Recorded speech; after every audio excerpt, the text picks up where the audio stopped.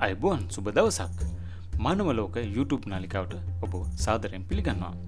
ඒ වගේම අද අපි ඔබව රැගෙන යන්නේ මැද පෙරදිග ඉතා පැරණි ඉතිහාසයක් සහ විශාල සංස්කෘතියක් සහ නවීන යටිතල පහසුකම් එකට එකතු වී ඇති රටක් වන ඉරානය වෙතයි. බොහෝ දෙනෙක් ඉරානය ගැන අසන විට මතක් කරගන්නේ දේශපාලනය හෝ ජාත්‍යන්තර පුවත් පමණක් වීම විශේෂත්වයක් ගන්නවා. නමුත් එම රට තුළ නවීන දුම්රිය ජාලයක්, විශාල ගුවන් තොටුපළක් සහ ලස්සන ස්වභාවික පරිසරයක්, විවිධ දේශගුණික කලාප සහ මිලියන ගණනක් මිනිසුන්ගේ දෛනික ජීවිතය පිළිබඳ බොහෝ දේ සැඟවී තිබෙනවා.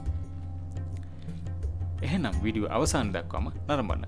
මේ වගේ ලෝකයේ විවිධ රටවල් ගැන දැනගන්න කැමති නම් අපේ මානව ලෝකයේ නාලිකාව සබ්ස්ක්‍රයිබ් කරලා බෙල් ලින්කන් එකත් ඔන් කරගන්න. ඉරානයේ පිහිටා තිබෙන්නේ බටහිර ආසියාවේ. එය උතුරින් කැස්පියන් මුහුදටත් දකුණින් පර්සියානු සහ ගල්ෆ් සහ ඔමාන් ගල්ෆ් වෙතත් මොනලා තිබෙන විශාල රටකි. ඉරානයේ භූමි ප්‍රමාණය වර්ග කිලෝමීටර් මිලියන 1.6කට ආසන්න වන අතර ජනගහනය මිලියන 90කට ආසන්න වේ. අගනුවර වන්නේ තෙහෙරාන් නුවරය. ඒ රටේ විශාලතම නගරය වන අතර ආර්ථික, අධ්‍යාපන සහ කර්මාන්ත මධ්‍යස්ථානය ලෙසද සැලකනු ලැබේ. නවීන දුම්රිය මාර්ග සහ සේවා. ඉරානයේ දුම්රිය පද්ධතිය මැද පෙරදිග විශාලතම දුම්රිය ජාලයෙන් එකක් ලෙස සඳහන් වෙනවා. මෙම ජාලය දහස් ගණන් කිලෝමීටර් දිගින් විහිදී ඇති අතර තෙහෙරානයේ මෂ්හද්, ඉස්ෆහාන්, ටබ්‍රීෂ්, සිරාස් සහ බන්දාර් අබ්බාස් වැනි ප්‍රධාන නගර එකිනෙකට සම්බන්ධ කරනවා. මෑත වසරවලදී නව දුම්රිය මාර්ග ඉදිකිරීම, දුම්රිය ස්ථාන නවීකරණය කිරීම සහ වේගවත් දුම්රිය සේවා හඳුන්වා දීම සඳහා විශාල ආයෝජන සිදු කර තිබෙනවා. තෙහෙරාන් නගරයේ මෙට්‍රෝ පද්ධතිය දිනපතා මිලියන ගණනක් මගින් ප්‍රවාහනය කරන නවීන නාගරික දුම්රිය සේවාවකි.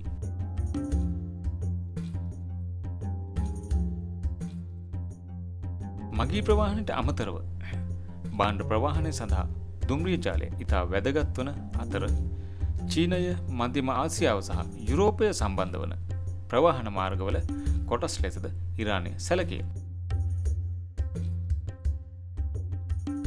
දැන් අපි බලමු ගුවන්තොටුපළ සහ සේවා. ඉරානය තුළ ජාත්‍යන්තර දේශීය ගුවන්තොටුපළවල් රැසක් තිබෙනවා. තෙහෙරානයේ පිහිටි ඉමාම් කොමේනි ඉන්ටර්නැෂනල් එයාපෝර්ට් එක තමයි ජාත්‍යන්තර ගුවන් ගමන් සඳහා ප්‍රධාන දොරටුව. මේට අමතරව මෙහෙර්බාද් එයාපෝර්ට් එක, මෂාද්, ශිරාස්, ඉස්ෆාන් සහ තබ්‍රීස් ගුවන්තොටුපළද ඉතා කාර්යබහුල වේ. දේශීය ගුවන් ගමන් මගින් විශාල රට තුළ දිගදුර ගමන් ඉතා පහසු කරයි. ඒවගේම තමා ඉරානයේ දේශගුණික කලාප. ඉරානයේ දේශගුණය එකම ආකාරයක නොවේ. උතුරු ප්‍රදේශවල කැස්පියන් මුහුද ආසන්නේ හරිත වනාන්තර සහ වර්ෂාධික කලාප ඔබට දැකගත හැක. මධ්‍යම ප්‍රදේශවල විශාල කාන්තාර සහ වියලි දේශගුණයක් ඔබට දැකගන්නට ලැබේ. ඒවගේම දකුණු ප්‍රදේශවල ගිම්හානයේ උෂ්ණත්වය සෙල්සියස් අංශක 45ට ඉක්මවිය හැකි දේශගුණයක් ඉරානය තුළ පවතී. බටහිර සහ වයඹ ප්‍රදේශ කඳුකර බැවින් ශීත කාලයේ හිම පවා වැටෙන බව සඳහන් වේ. මේ නිසා එකම රටක් තුළ හිමෙන් ඇසුණු කඳු, හරිත වනාන්තර සහ කාන්තාර උණුසුම් වෙරළ තීරයන් දැකගත හැකිය.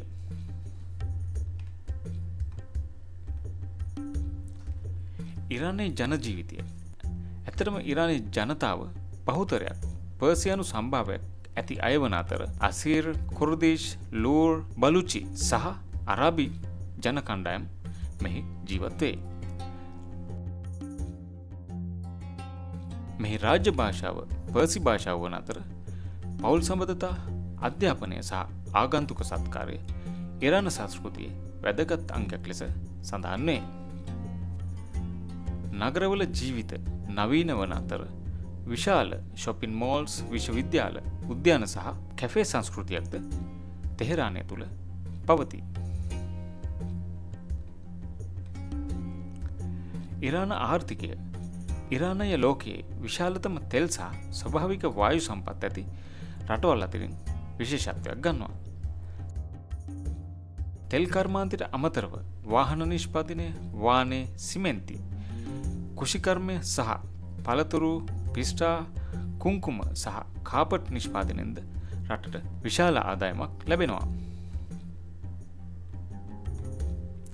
ඒ වගේම සංචාරක ආකර්ෂණය ඉස්ෆාන්හි පෞරාණික ගොඩනැගිලි සිරාස් නගරයේ පර්සේපොලිස් පුරාවිද්‍යා භූමිය යසාද් නගරය සහ ඇල්බරස් කඳු සංචාරයේ සංචාරකයන් අතර ඉතාම ජනප්‍රිය වේ. ඉරානයේ පර්සියානු ගෘහ නිර්මාණ ශිල්පය ලෝකයේ ප්‍රසිද්ධම එකකි.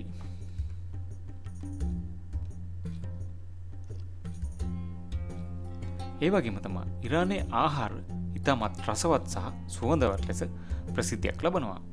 කබාබ්, සෆ්රාන් සහල්, විවිධ ස්ටූ වර්ග, නැවුම් පළතුරු සහ පර්සියානු තේ ජනප්‍රිය ආහාර අතර වේ. අධ්‍යාපනය සහ විද්‍යාව ඉරානයේ විශ්වවිද්‍යාල බොහෝමයක් ඉංජිනේරු, වෛද්‍ය සහ විද්‍යා අංශවල පරීක්ෂණ සිදු කරනු ඇත. රට තුළ විද්‍යාත්මක හා තාක්ෂණික සංවර්ධන සඳහාද සැලකිය යුතු ආයෝජන සිදු කර ඇත. ඉතින් අද අපි ඉරානයේ නවීන දුම්රිය මාර්ග, ගුවන්තොටුපළ, දේශගුණික කලාප, ජනජීවිතය සහ ආර්ථික සහ සංචාරක ස්ථාන ගැන කෙටි හැඳින්වීමක් දැනගත්තා. ලෝකයේ තුල සෑම රටකම එක් පුවතකින් හෝ එක් මාතෘකාවකින් පමණක් තේරුම් ගන්න බෑ. ඒ රටේ ඉතිහාසය, සංස්කෘතිය, මිනිසුන්ගේ ජීවිතය සහ සංවර්ධන දෙසත් බලන විට වඩා පුළුල් චිත්‍රයක් අපට පෙනේ. ඔබට මේ වීඩියෝ වැදගත් වුණා නම් ලයික් කරන්න, කමෙන්ට් එකක් දාන්න සහ ඔබේ මිතුරන් සමග ෂෙයා කරන්න.